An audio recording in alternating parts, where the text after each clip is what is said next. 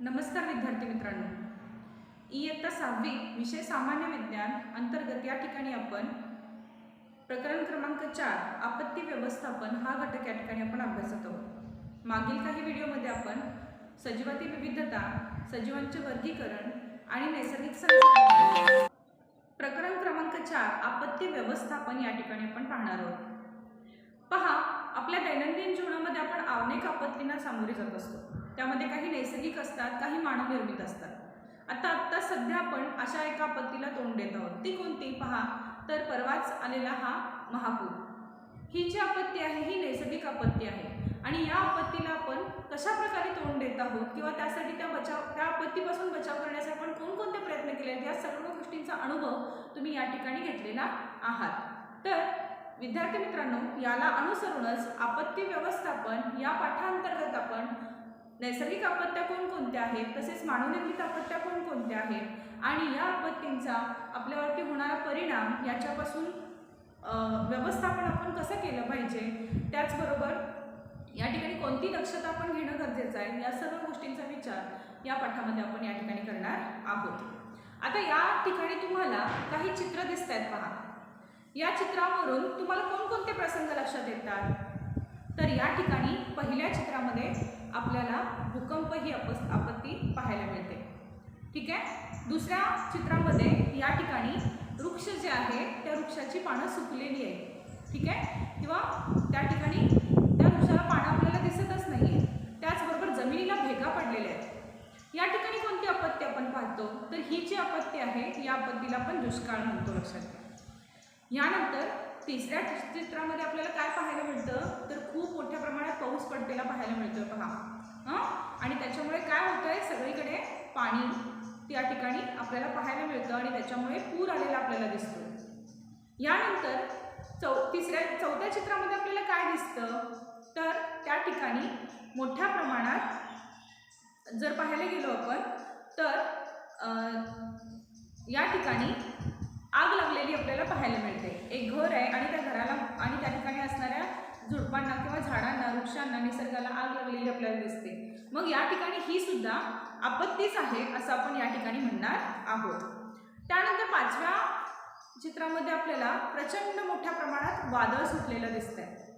ठीक आहे, आणि या वादळामुळं काय झालेलं आहे, त्या ठिकाणी त्या चित्रामध्ये आपल्याला तर बराच वाऱ्याच्या माध्यमातून वृक्ष, वनस्पती, त्याचबरोबर अनेक ठिकाणी नुकसान झालेलं आपल्याला दिसतं।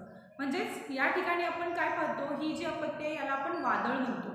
ठीक आहे, आणि 6व्या चित्रामध्ये आपल्याला जो दिसतोय तो भूकंप ही आपत्ती आपल्याला पाहायला मिळते आणि त्या ठिकाणी ज्वालामुखीचा उद्रेक झालेला आपल्याला दिसतो।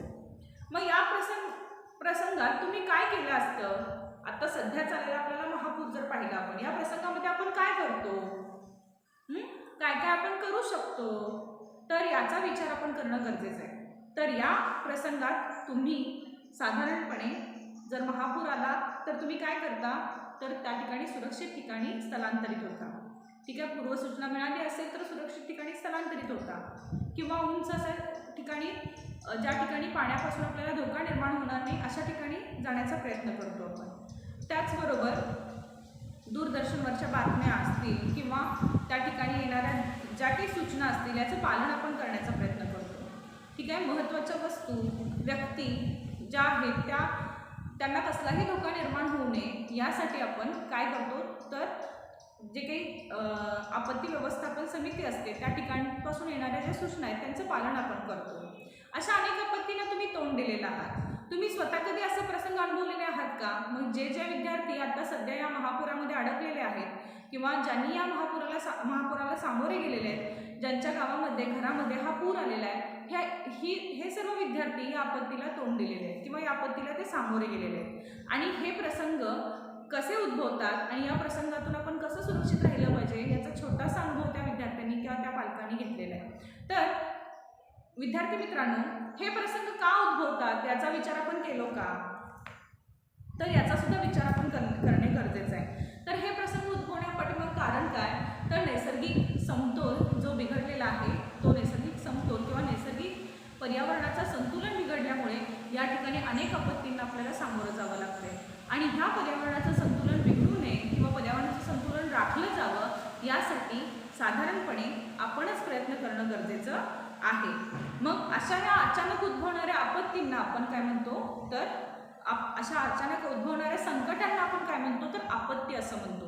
ज्या पूर्वसूचना कसलीही न मिळता अचानकपणे अतिवृष्टी होते, वादळ सुटतं, भूकंप होतो, सुनामी येते, अशा सर्व आपत्तींना आपण तोंड देत असतो. साधारणपणे या चित्रामध्ये तुम्हाला किल्लारी इथला भूकंप पाहायला मिळतोय पहा. 1993 मध्ये लातूर जिल्ह्यातील किल्लारी परिसरात तीव्र भूकंप झालेला आणि त्यामुळे हजारो लोकांचा मृत्यू झाला होता. आणि ह्या भूकंपाला सामोरे जात असताना लोकांना प्रचंड मोठ्या प्रमाणात त्या ठिकाणी जीवितहानी आणि वित्तहानी झालेली पाहायला मिळते. तर अशा आपत्तीचा जर तुम्ही अनुभव करायला गेलात तर जुलै 2005 मध्ये सुद्धा जर तुम्ही आठवलात की आजही मुंबईकरांच्या अंगावरती काटा येतो. कारण का तर त्यावेळी मुसळधार पावसानं नदीचे पाणी तुंबल्यानं महापूर येऊन लोकांचे बळी गेले होते. कारण मुंबईसारख्या छोट्याशा शहरात पण त्याला आपण काय म्हणतो ड्रीम वर्ल्ड म्हणतो किंवा मुंबई हे कसं व्यापाराचं सुद्धा मोठं केंद्र असलेलं दिसतं आपल्याला. ठीक आहे, बऱ्याच गोष्टी आणि ती महाराष्ट्राची राजधानी पण आहे. त्या सर्व गोष्टींनी जर विचार करायला गेलो तर मुंबईमध्ये प्रचंड मोठ्या प्रमाणात हानी झालेली होती. त्या ठिकाणी झालेल्या या मुसळधार पावसामुळं त्या ठिकाणी मोठ्या प्रमाणात हानी झाली होती.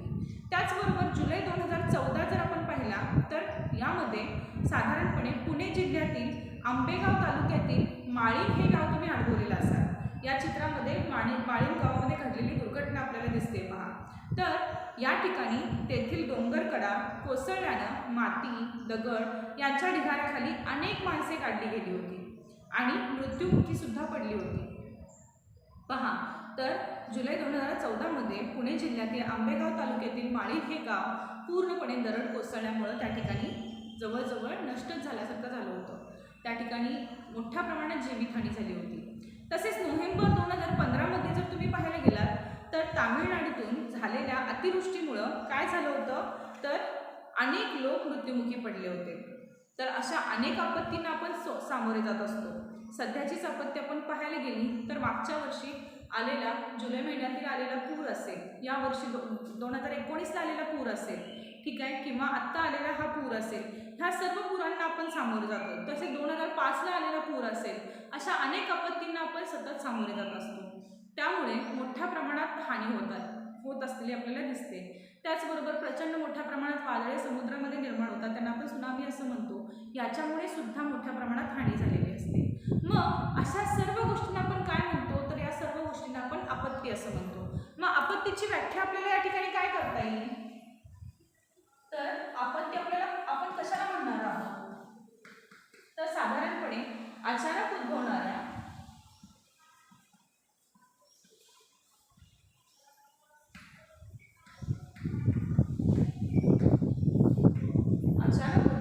संकटामुळे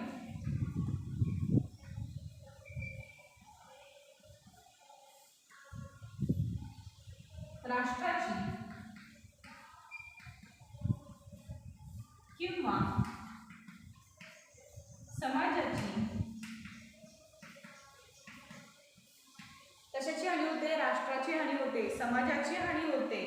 त्याचबरोबर मोठ्या प्रमाणात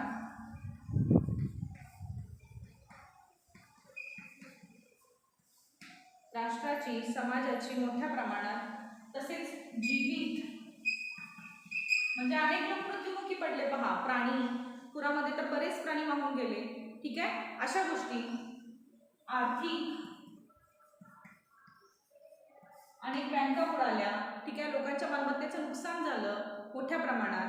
ठीक आहे, तसेच आणि सामाजिक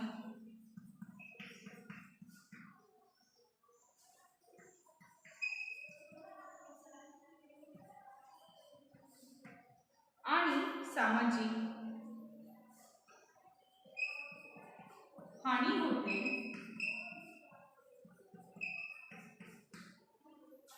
अशा संकटांना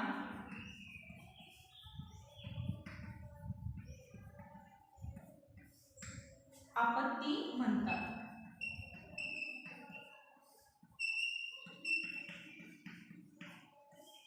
अशा संकटांना काय म्हणतात तर आपत्ती म्हटलं जातं.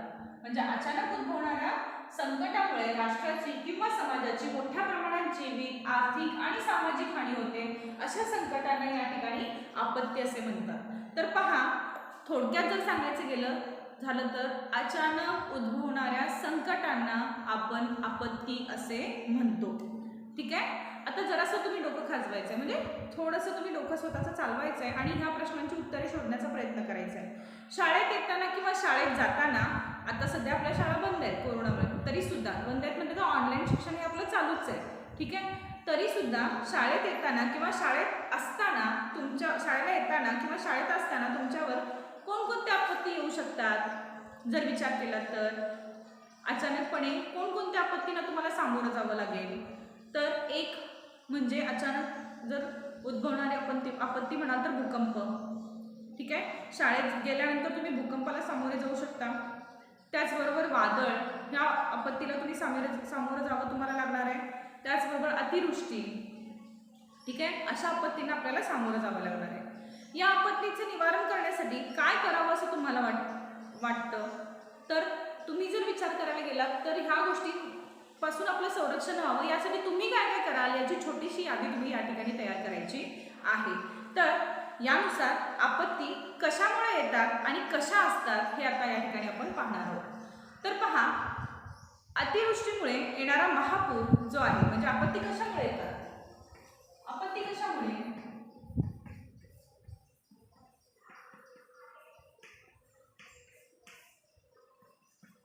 तर एक म्हणजे अतिवृष्टीमुळे काय होतं?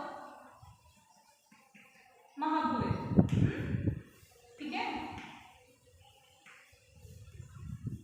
अतिवृष्टीमुळे काय होतं तर महापूर येतो.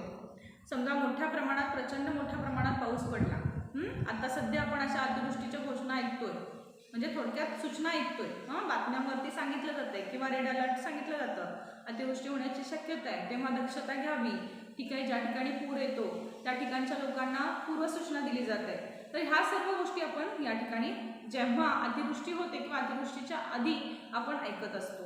तर अतिवृष्टीमुळे काय होतं तर मोठ्या प्रमाणात महापूर येण्याची शक्यता असते. तसंच भूकंप, विजांचे कोसळणे, ज्वालामुखी इत्यादी सुद्धा या ठिकाणी यांना आपण आपत्तीच असं म्हणतो. ठीक आहे. भूकंपामुळे काय होतं तर मोठ्या प्रमाणात ज्वालामुखीचा उद्रेक होतो. ठीक आहे. तसेच अतिवृष्टी होत असताना किंवा पर्यावरण संतुलन बिघडल्यानंतर मोठ्याने जर पाऊस येऊ लागला तर विजा सुद्धा कोसळतात. ही सुद्धा आपत्तीच आहे. याला आपण माहिती असतं का आज पाऊस येणार आहे आणि आज आपल्याला वीज कोसळणार आहे किंवा या ठिकाणी अशी घडणार आहे, काहीच माहीत नसतं. त्यामुळे अचानकपणे ही वीज कोसळू शकते. तसेच जंगलांना अचानक लागणारी आग तुम्ही पाहिलेलं असाल, ही सुद्धा एक आपत्तीच आहे. ठीक आहे. जंगलाला अचानक आग लागते. वाढत्या लोकसंख्येमुळे छोट्या प्रदेशात लोकांची गर्दी एकवटल्यानं वाढलेली धोक्याची तीव्रता. ठीक आहे. त्यामुळे काय होतं तर त्या ठिकाणी मोठ्या प्रमाणात दंगल निर्माण होण्याची शक्यता असते. लोकसंख्या वाढली तर छोटे प्रदेश जे आहेत त्या ठिकाणी लोकांची गर्दी होते आणि त्या ठिकाणी सगळे लोक एकत्रित एकवटले तर त्या ठिकाणी मात्र मोठ्या प्रमाणात धोका निर्माण होऊ शकतो.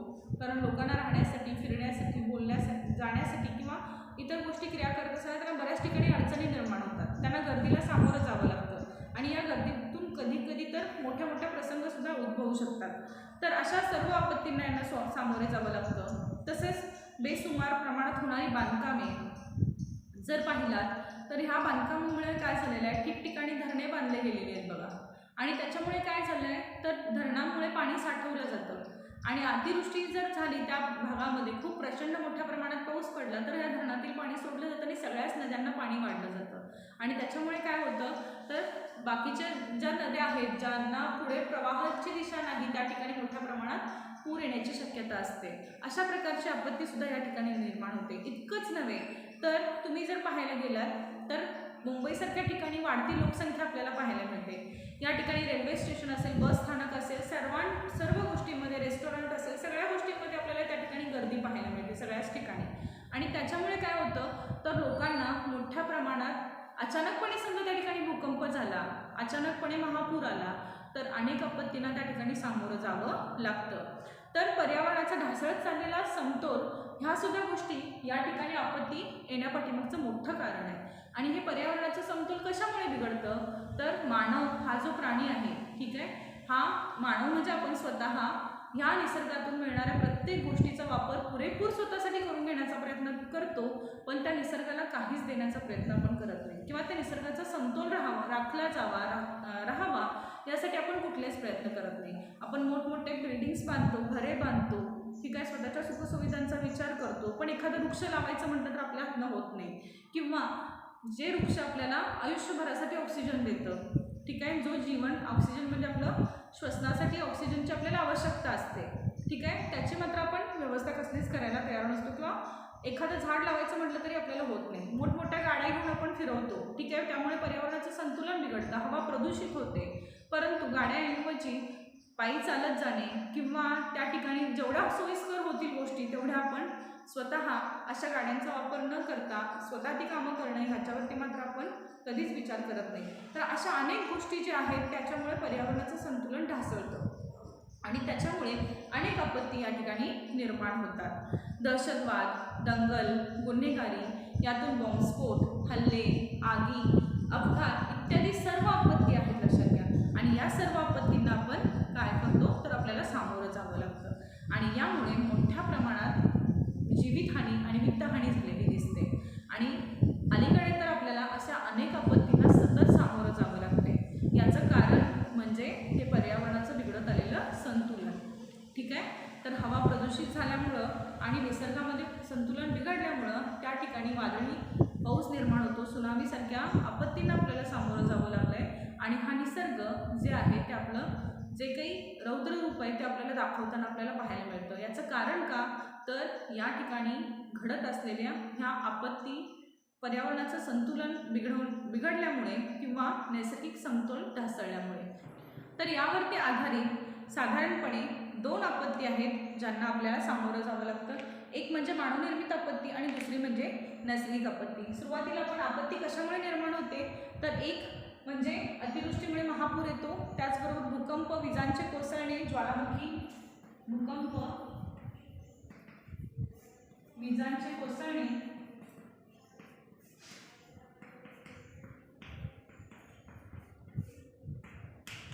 तसे ज्वालामुखी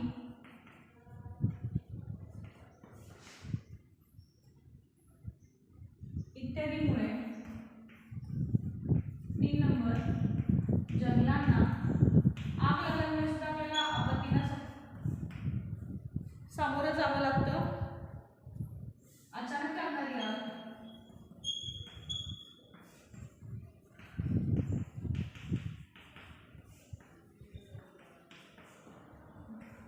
चौथं म्हणजे साधारणपणे वाढत्या लोकसंख्येमुळे वाढती लोकसंख्या यामुळे काय होऊ लागले तर प्रचंड मोठ्या प्रमाणात काही ठिकाणी गर्दी होऊ लागलेली आहे आणि त्याचबरोबर त्या ठिकाणी दंगल किंवा या ठिकाणी दहशतवाद अशा आपत्तींना आपल्याला सामोरं जावं लागत आहे. त्याचबरोबर बेसुमार प्रमाणात होणारी बांधकामे,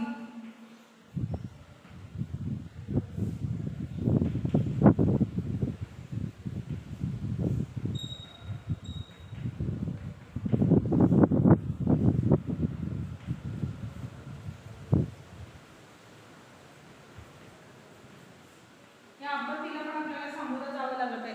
त्यामुळे सुद्धा आपल्याला अनेक आपत्तींना सामोरं जावं लागत आहे. पर्यावरणाचा ढासळत चाललेला समतोल,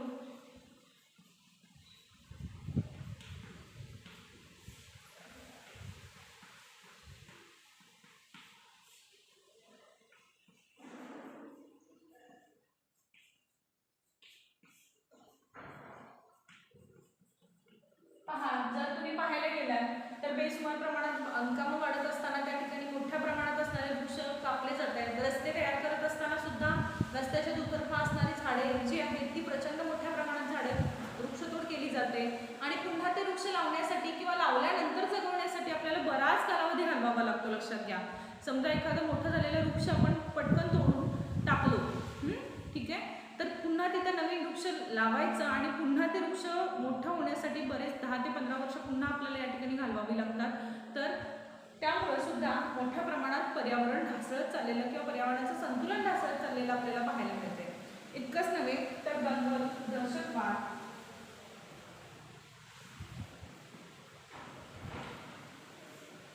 दंगल, त्याचबरोबर गुन्हेगारी, याच्यात काय होतं तर मोठ्या प्रमाणात बॉम्बस्फोट, त्याचबरोबर हल्ले, आगी, अपघात अशा आपत्तींना आपल्याला सामोरं जावं लागतं. तर याच्यामुळे आपत्ती निर्माण होताना आपल्याला पाहायला मिळतं. तर आपत्ती निर्माण होऊ नये म्हणून यासाठी आपण कोणकोणत्या दक्षता घेऊ शकतो याचा सुद्धा विचार आपण करणं गरजेचं आहे. कारण एकदा पर्यावरणाचं संतुलन बिघडलं तर ते पूर्ववत करण्यासाठी खूप कालावधी घालवावा लागणार आहे आणि तो कालावधी घालवण्या इतपत त्या ठिकाणी वेळ किंवा बऱ्याच गोष्टींना मर्यादा या ठिकाणी येतात. त्यामुळे शक्यतो जास्तीत जास्त पर्यावरणाचं संतुलन टिकवण्याचा प्रयत्न आपण जर केलो तर या ठिकाणी या आपत्तीपासून आपलं संरक्षण होऊ शकतं. तर साधारणपणे या आपत्तींचे 2 प्रकार पडतात. एक म्हणजे मानवनिर्मित आपत्ती आणि दुसरं म्हणजे निसर्गनिर्मित आपत्ती. आता मानवनिर्मित आपत्तीमध्ये कोणकोणत्या आपत्ती येतात? आता मगाशी तुम्हाला मी सांगितलं भूकंप, ज्वालामुखी, त्याचबरोबर सुनामी, वादळ आणि दुष्काळ अशा अनेक आपत्ती आहेत. ठीक आहे, अपघात असेल, हल्ले असतील, बॉम्बस्फोट असेल. ठीक आहे, तर मानवामुळे निर्माण होणाऱ्या आपत्तींना आपण मानवनिर्मित म्हणतो आणि निसर्गतः उद्भवणाऱ्या आपत्तींना आपण काय म्हणतो तर नैसर्गिक आपत्ती म्हणतो.